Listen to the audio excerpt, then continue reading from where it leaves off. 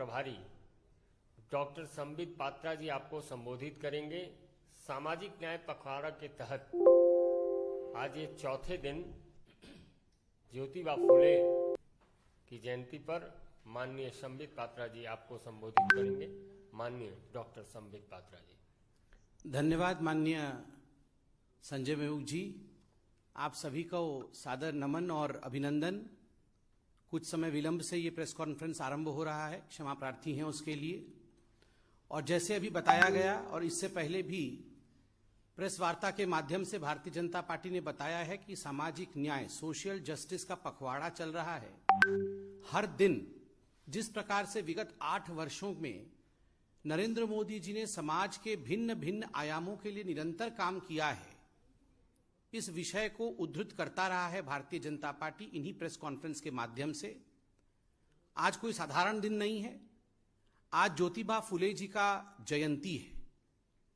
ज्योतिबा फुले एक महान समाज सुधारक, क्रांतिकारी, एक अच्छे लेखक, एक विचारक एवं उच्च कोटि के एक दार्शनिक थे। और जिस प्रकार से उन्होंने महिलाओं की शिक्षा, सशक्तिकरण और पिछड़े वर्ग, अनुसूचित जाति, उनके लिए काम किया, ये अपने आप में एक बहुत प्रेरणादायक विषय रहा है। उल्लेखनीय है कि ज्योतिबा फुले जी का सावित्रीबाई फुले से 13 वर्ष की आयु में विवाह हुआ और इस दंपत्ति ने, ज्योतिबा और सावित्रीबाई ने मिलकर जिस प्रकार से काम किया है, यह अपने आप में इसकी कोई सानी नहीं है। अपने इसी विचार के अंतर्गत कि महिलाओं का सशक्तिकरण होना चाहिए, उनकी शिक्षा दीक्षा उच्चतम भाव से होना चाहिए।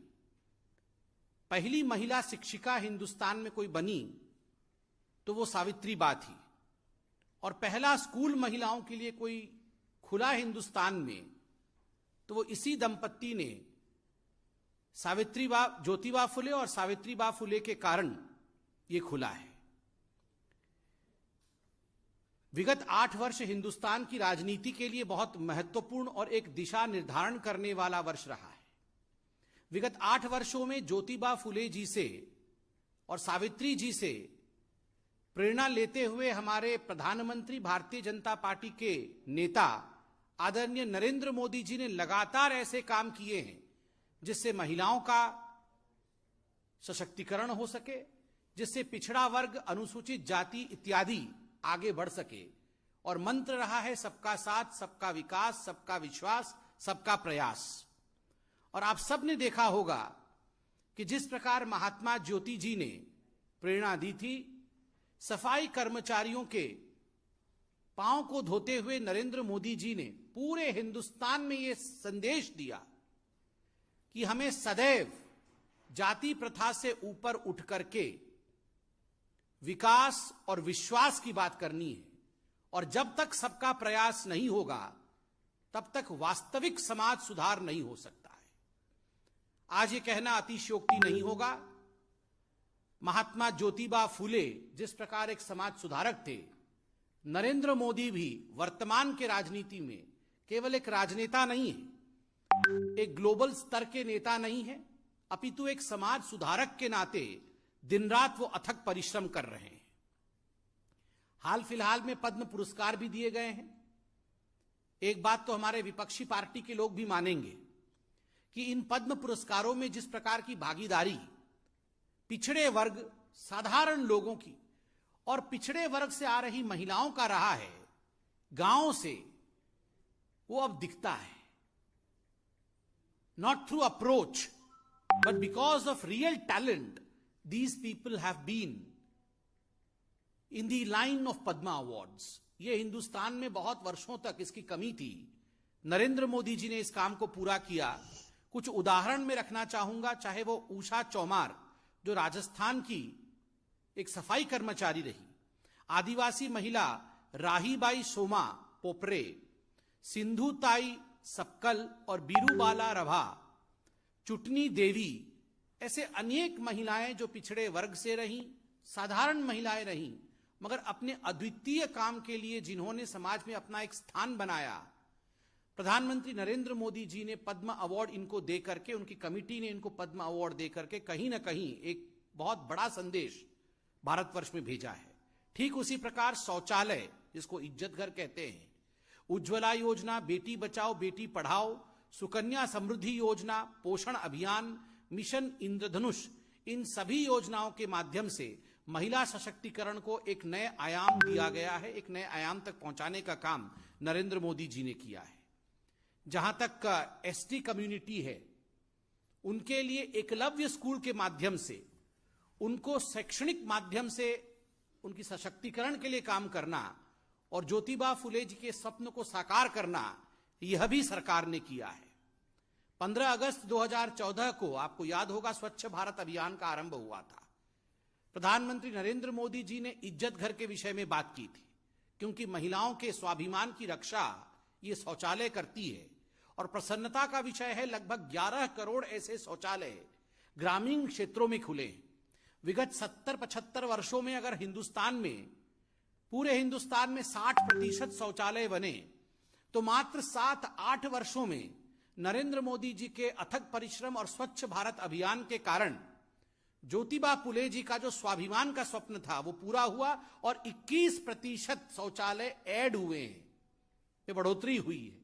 ये अनुपात आप देखिए, 70 वर्षों में 60% और मात्र 7 वर्षों में 21%। यह अपने आप में एक गाथा है, बहुत कुछ कहता है। उज्ज्वला योजना के माध्यम से प्रधानमंत्री ने कहा कि नारी शक्ति बीमार ना पड़े, इसलिए लगभग 10 करोड़ घरों तक एलपीजी सिलेंडर पहुंचाने का काम मोदी जी की सरकार ने किया है। बेटी पढ़ाओ बेटी बचाओ, इस योजना के माध्यम से जो 22 जनवरी 2015 को लॉन्च हुआ, सबसे महत्वपूर्ण मुद्दा जिसको नरेंद्र मोदी जी की सरकार ने साकार किया और जिसको एड्रेस किया, वो है पक्षपाती लिंग रेशियो जो रहता था, जो बायस्ड सेक्स रेशियो रहता था। आज तक हिंदुस्तान में the proportion of male was far more than the females, but आज मैं गर्व के साथ कह सकता हूं, बेटी बचाओ बेटी पढ़ाओ के अंतर्गत इस पर जो कार्य हुआ है, आज यह अनुपात बदलता है और यह अनुपात अब 1000 पुरुषों पर 1020 महिलाओं का है। तो I should congratulate the country for this, that for the first time in India the sex ratio has altered, the sex ratio has changed. यह अपने आप में बहुत बड़ा विषय है। कई राज्य जैसे हरियाणा इत्यादि, जहां नजरिया अलग था, आज नजरिया बदला है। सुकन्या समृद्धि योजना जो 22 जनवरी 2015 को लॉन्च हुआ, लगभग 3 करोड़ से अधिक महिलाओं को आज उससे लाभ हुआ है। मिशन शक्ति, मिशन वात्सल्य, सक्षम आंगनवाड़ी और पोषण 2.0, इनके माध्यम से भी महिलाओं के सशक्तिकरण का काम हुआ है। महिला और बाल विकास मंत्रालय ने खास करके इस पे ध्यान दिया है। 2 लाख आंगनबाड़ी को सक्षम आंगनबाड़ी के रूप में अपग्रेड किया गया है, यह घोषणा हो चुकी है। और सक्षम आंगनबाड़ी और पोषण 2.0 के लिए लगभग 21,000 करोड़ रुपए की राशि भी दी गई है। ठीक उसी प्रकार सुरक्षित मातृत्व आश्वासना सुमन योजना, इसके तहत गर्भवती महिलाओं को प्रसव के 6 महीने के बाद और बीमार नवजात शिशुओं को निशुल्क स्वास्थ्य सेवाओं का लाभ दिया गया है। किस प्रकार से महिलाएं आर्थिक रूप से, फाइनेंशियली ये अपने पैरों पे खड़ी हो सके, आर्थिक समृद्धि उन्हें मिले, उस कारण से मुद्रा योजना का एक बहुत बड़ा योगदान रहा है। नरेंद्र मोदी जी के मुद्रा योजना के माध्यम से लगभग आज 34 करोड़ लोन दिया गया है, जिसमें 75% महिलाएं हैं और लगभग 18 लाख करोड़ रुपए इसमें अब तक आवंटित हो चुके हैं। और 51% ये जो महिलाएं और बाकी लोग जो हैं, 51% ये पिछड़े और एससी कम्युनिटी के हैं। तो ये एक तरह से आप अगर देखिएगा कि सशक्तिकरण का, आर्थिक रूप से सशक्तिकरण का एक बहुत बड़ा ये उदाहरण है। ठीक उसी प्रकार फ्री सिलाई मशीन योजना, समर्थ योजना और राष्ट्रीय ग्रामीण आजीविका मिशन के माध्यम से आज पूरे हिंदुस्तान में जो स्वप्न आदरणीय महात्मा ज्योतिबा फुले और सावित्रीबा फुले का था, उस स्वप्न को साकार करने का काम नरेंद्र मोदी जी की सरकार कर रही है। इसलिए अंत में मैं इतना ही कहूंगा कि प्रधानमंत्री नरेंद्र मोदी जी को केवल एक प्रधानमंत्री के रूप में नहीं, अपितु एक सोशल रिफॉर्मर के रूप में भी हमें देखने की आवश्यकता है। बहुत बहुत धन्यवाद, बहुत आभार। मित्रों, मित्रों, कई अन्य सवाल आपके मन मस्तिष्क में होंगे, उन सवालों से रूबरू हम बाहर होंगे। इस विषय में से संदर्भित यदि कोई प्रश्न है तो आप पूछ सकते हैं। इस विषय से संदर्भित यदि कोई प्रश्न है तो पूछ सकते हैं।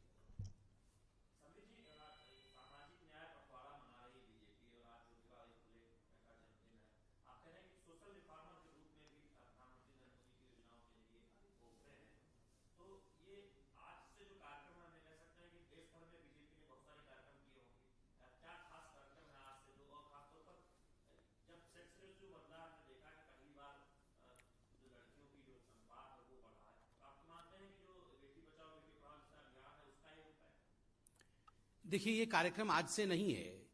ये जो सामाजिक न्याय का कार्यक्रम पखवाड़ा चल रहा है, ये 7 तारीख से, विगत 7 तारीख से आने वाले आगामी 20 तारीख तक है। 7 अप्रैल से 20 अप्रैल तक का ये पखवाड़ा है। और इससे पहले माननीय अरुण सिंह जी ने और बाकी भी हमारे प्रवक्ताओं ने प्रेस कॉन्फ्रेंस करके किस दिन के लिए क्या कार्यक्रम आवंटित है, क्या आयोजन पार्टी की तरफ से होगा, यह हमने आपको जानकारी दी थी। आज माननीय महात्मा ज्योतिबा फुले जी के जयंती के अवसर पर, चूंकि ज्योतिबा फुले जी का शैक्षणिक दिशा में बहुत काम रहा है और खास करके पिछड़े और अनुसूचित वर्ग के लिए, तो जो अनुसूचित वर्ग के छात्रावास हैं, हॉस्टल हैं, हमारे कार्यकर्ता उन हॉस्टलों में जाना, इन विषयों को, जो विषय अभी मैंने प्रेस कॉन्फ्रेंस के माध्यम से आपके समक्ष रखा है, इन विषयों को आगे बढ़ाना, किस प्रकार से सरकार ने इन छात्रावासों के लिए काम किया है और आगामी समय में हम और अच्छा क्या कर सकते हैं, इन सभी का सुध लेने हमारे कार्यकर्ता बाहर निकले हुए हैं। जहां तक लिंग के अनुपात का विषय है, ये हम सबके लिए खुशखबरी का विषय है और लगातार निरंतर प्रयास, ये 2014 से जब से हमारी सरकार आई है तब से ये प्रयास नरेंद्र मोदी जी का रहा है कि बेटी बचाओ बेटी पढ़ाओ आंदोलन का। और इसके पीछे का अगर मैं कहूंगा प्रोत्साहन कहीं मोदी जी का रहा है तो वो गुजरात से रहा है। जब वो गुजरात में मुख्यमंत्री बने थे तो वहां भी जो बच्चियों का ड्रॉप आउट रेट था स्कूल में, वो काफी अधिक था, मगर अपने इनोवेटिव तरीकों से और बहुत ही सूझबूझ के साथ उन्होंने इस ड्रॉप आउट रेट को स्कूल में कम किया था। आपको याद होगा, केवल एक शौचालय के ऐड करने से, बच्चियों के लिए एक अलग शौचालय के ऐड करने से इसमें काफी बड़ा फर्क पड़ा था। ठीक उसी प्रकार अनेक वर्षों से जिन विषयों का ध्यान हमने ध्यान नहीं दिया था, उन विषयों की तरफ ध्यान आकर्षित नहीं हुआ था समाज का, मोदी जी ने उनकी तरफ ध्यान आकर्षित किया और बार बार इस विषय को प्रतिपादित करके आज लैंगिक अनुपात जो है उसमें परिवर्तन हो रहा है। धन्यवाद। बहुत बहुत धन्यवाद। अब बाहर